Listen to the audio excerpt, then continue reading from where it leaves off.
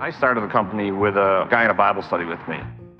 I graduated from high school in a trailer. I didn't have education. It's not a real complex concept. It's just love your neighbor as yourself. Christian Brothers Automotive started back in 1982. A gentleman that I refer to as my daddy moved down here from upstate New York, wanted to do something different, wanted to be a small business owner, decided that automotive repair was something he could get into. I had no idea what I was doing. I had no money. My dad is a car person, loves cars, but does not know how to fix them. Like you don't want him under the hood of your vehicle. Founder, visionary, high energy, and very committed to the vision. That was absolutely Mark.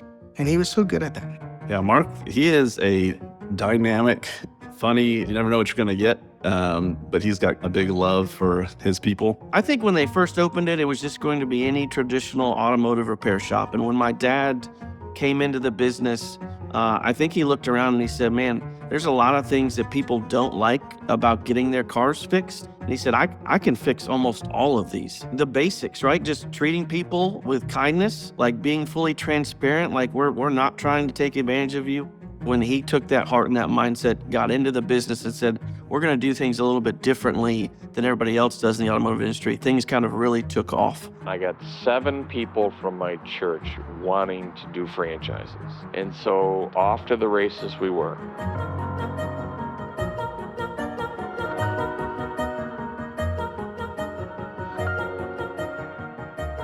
I had a entitlement attitude that I was deserved that position because of what my last name was. It's not a real complex concept. It's just love your neighbor as yourself. Right all around, and we're ready. Under the lift, Christian Brothers Automotive. Market. Is this going to make the video?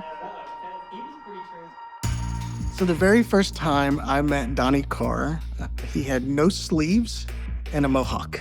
To put it in context, he worked in kids' camp ministry. And so he was there, it was summertime, he had come to Houston for something and he'd come into the office to see his dad. I would be remiss if I tried to tell you I had aspirations. It was... You want to be a monster truck driver?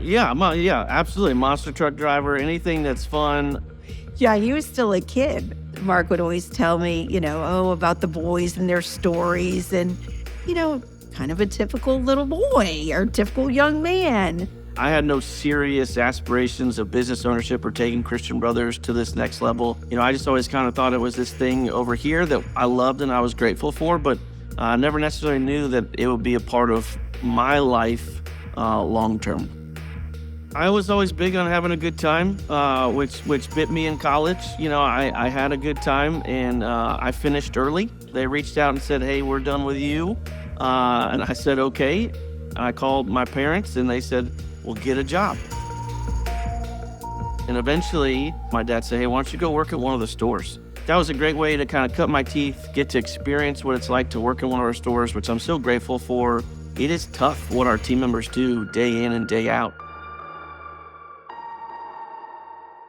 In 2007, the training team had shifted a little bit and we needed another trainer. And Mark came to me and said, I've got a trainer for you. I said, great, because I need hands, And he said, my son, Donnie. And all of a sudden I'm thinking, no sleeves and mohawk guy. He worked alongside David Dominy. They ran my department together. So he was a boss of mine. Donnie's one of the most underrated people, especially early on in the home office. People easily could discount him because he was really fun-loving. Very fun to work for, very funny, inventive, tons of energy. He cared about the brand so much and really was passionate about finding ways to improve it. I would say my biggest struggle was that transition from president to CEO. I had a entitlement attitude that I was deserved that position because of what my last name was. And so over that time, I had to realize that, hey, first and foremost, your dad doesn't owe you anything. He started this company, he owns this company, and if he wants to sell it to someone else, then he can do that. Retirement is not for me. all right? Just sitting and looking at the water all day long and playing golf. I mean, it gets old.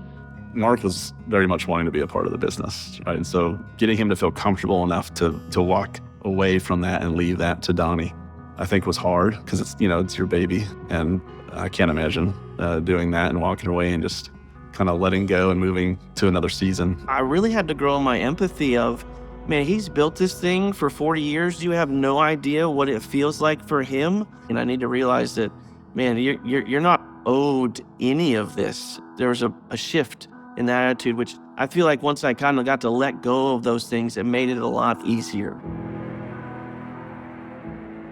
It created a good relationship. And not only that, but I had a lot of respect for the way that he did the work that he did. Because we had a lot of fun, but the way that he was committed to the work and committed to the vision, it just absolutely commanded respect. He leads in a different way, just a real visionary for where the business is going and very well at communicating that vision. One of the things that we realized is we can give a much better team member experience and guest experience if we keep up with technology. And so very early on, it was important to us to implement digital vehicle inspections, but then also a shop management system that's going to be easy for our team members to learn. How do we make sure we put the tools and technology in our team members' hands that makes them the most successful and efficient? So 2018, David and Josh interfaced with me, and the deal was like, you have to get all, I think at the time it was like 220 or 240 stores. We got to get all stores live by Jan 1st of 2019. We're like, challenge accepted. Yeah. And you guys gave us keys to the office.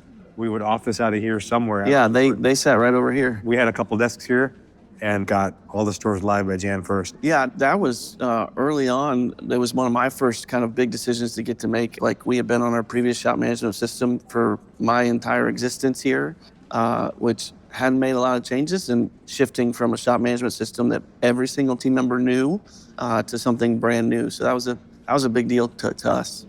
One of the core things for us was we want to build software that makes massive impact in the industry, whether it's our shop owners, the employees at the shop, and the vehicle owners that actually drive the vehicles to these shops. Everything that anyone does at Techmetric has to affect the customer in a positive way. I think that's one of the amazing things about Techmetric is you guys are always constantly trying to get better, do better for your guests, for the experience. And that's what we're trying to do is, man, we never want a complacent rest where we are. We always want to give that amazing experience for our guests, and we know that we can always get better at it. And so everything that we do needs to be focusing on, hey, this is good, but we haven't achieved great yet. And so we're always trying to chase excellence. As the owner of a store, as a franchisee of a franchise, your job is to take care of your team. I've gotten to stand by and watch these guys do a job that is super difficult. People that are really good at this, really good at fixing cars, really good at communicating with customers, they don't get any acknowledgement. When you don't fix a car well, you get a ton of attention. Yeah, so I try and visit around 50 stores a year. Yeah, so we're headed to Christian Brothers Automotive in Copperfield, I believe store number 33.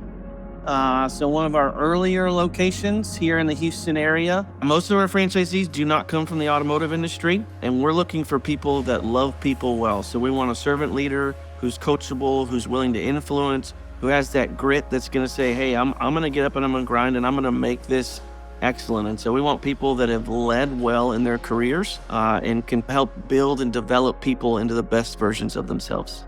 I've never been a part of a franchise before. Really didn't know what to expect. But it was an easy transition from wearing a suit for 29 years and being in an office to coming here to Christian Brothers and being in a beautiful shop like this. I think home office, when they try to find people who own a franchise, want people that are going to care for a whole customer or a whole employee. Loving your team, it's taking care of them, being, sensitive to what they're going through and bringing that great family environment to the shop. We try to be a light in our community by the way we treat people and the way we respect people and love people. Loving others, right? Loving your neighbor as yourself is profitable. it's profitable. And oftentimes business gets into a place where they just want to do things for themselves and be able to make the most out of the time that they have. And we would say it's absolutely profitable.